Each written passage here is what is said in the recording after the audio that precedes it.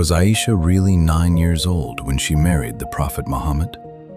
And why do Sunni tradition, Shia tradition, and modern historians all land in different places on the exact same historical question?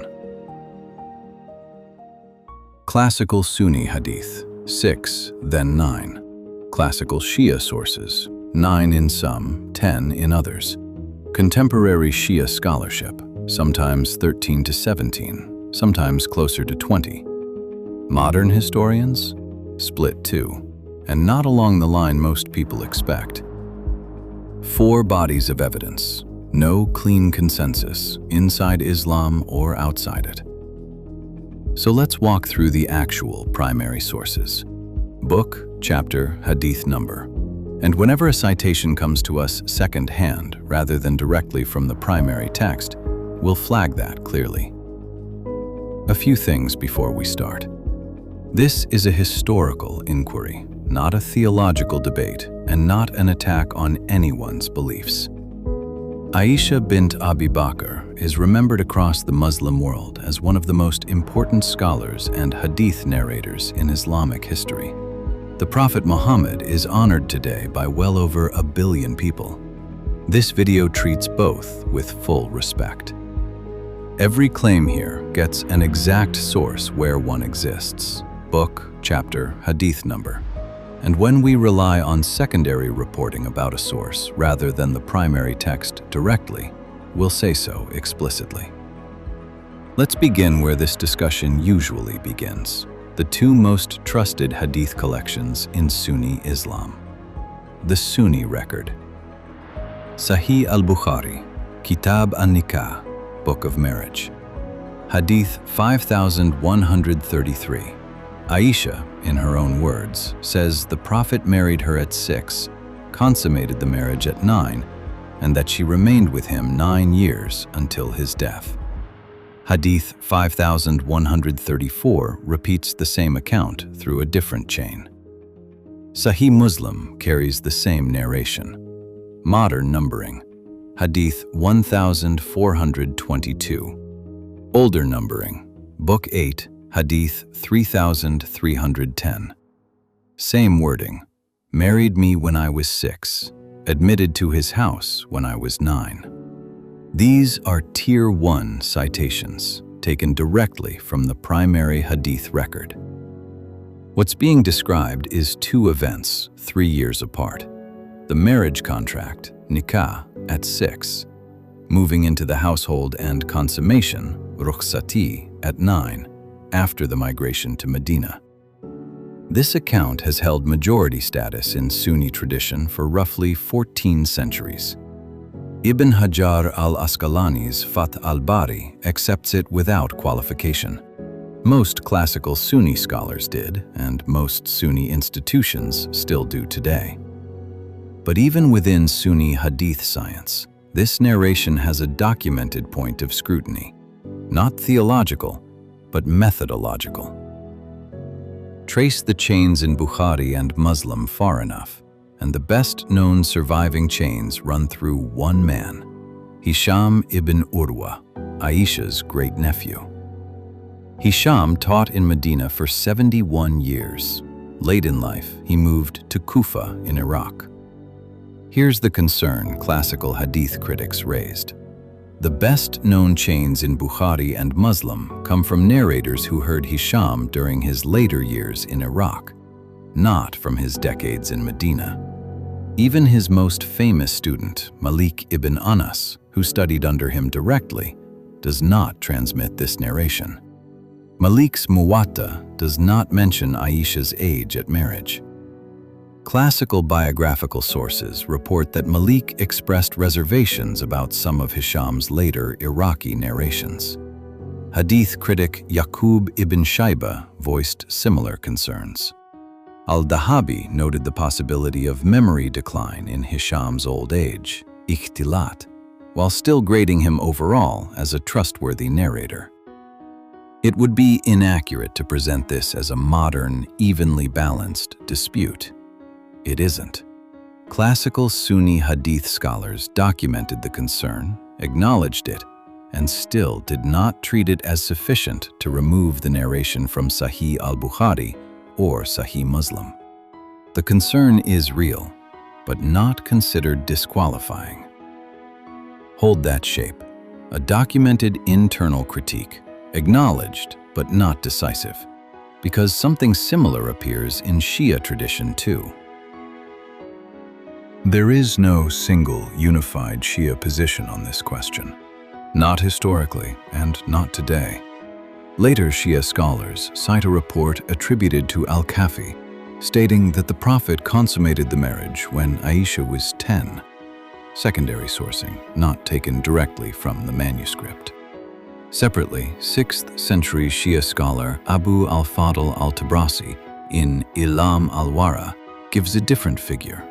Married at 7, consummated at 9, nearly matching the Sunni account. Majlisi's Bihar al-Anwar, volume 22, page 202, repeats the same 7 and 9 figure. So classical Shia sources cluster around 9 or 10, close to each other and close to the Sunni record. Now the modern turn. Contemporary Shia scholar Sayyid Jafar Murtada al-Amili, in his multi-volume Al-Sahih min Sirat al-Nabi al-Azam, rejects the traditional dating entirely. In one section, he argues, based on Aisha's place among the earliest converts, that she may have been around 20 at the time of marriage.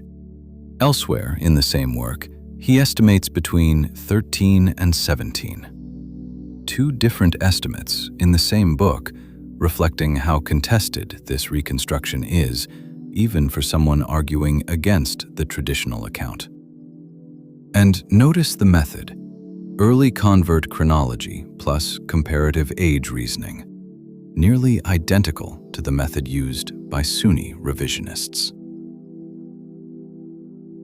Just as Sunni hadith science documented concerns about Hisham's later narrations, Shia jurisprudence has documented concerns about the al-Kafi attributed report. A contemporary Shia legal discussion from the scholarly circle of Ayatollah Kazim al-Hayiri examines that report directly and rejects it. First, the report is attributed to Ismail ibn Ja'far's own words, not transmitted from an imam, making it weaker in Shia legal methodology. Second, the discussion states that using the claim Aisha was 10 as evidence is clearly false, wadi al-butlan.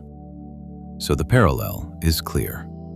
Sunni tradition, documented concern leads to narration still accepted.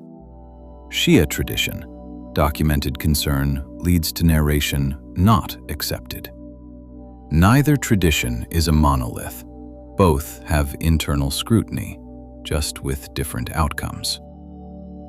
The strongest challenge to 9 comes from arithmetic. Kathir in Al-Bidaya wal-Nihaya, volume 8, records that Aisha's older half-sister Asma died in year 73 AH at age 100, and that she was 10 years older than Aisha. If those reports are accepted, the chronology would place Aisha's birth around 17 years before the Hijra, making her roughly 18 or 19 at consummation. This argument convinced Pakistani scholar Habib-ur-Rahman Kandalvi and others to reject the traditional dating. But the reports about Asma's exact age are themselves rated weak, da'if, by several hadith critics. If those reports are unreliable, the entire calculation loses its foundation. Ibn Ishaq's earliest biography lists Aisha among the first converts, described only as young with no number attached. It doesn't settle the arithmetic either way. Modern academic literature.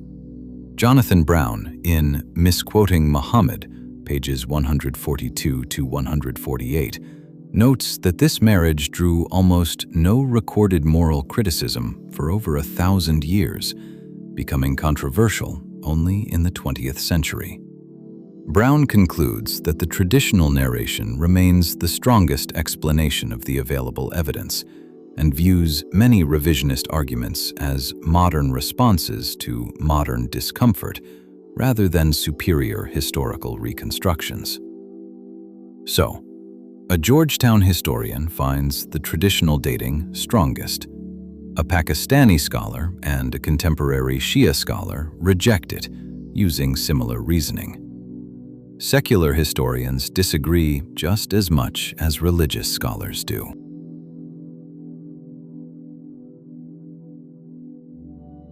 Step back, and the shape of the debate becomes clear.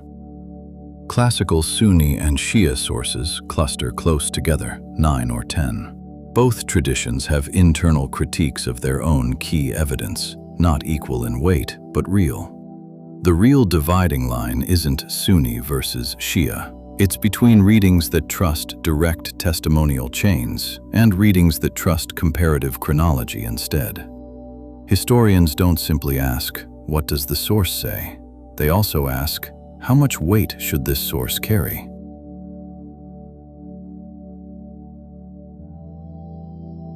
Two hadith collections and a documented internal Sunni critique. A Shia record and a documented internal Shia critique. A chronological argument some scholars build on and others reject. We're not picking a side, that was never the point. With all these narrations and analyses laid out side by side, which perspective do you think aligns most closely with the evidence? Tell us in the comments and extend respect to whoever lands somewhere else. This has been Two Perspective. Thanks for watching.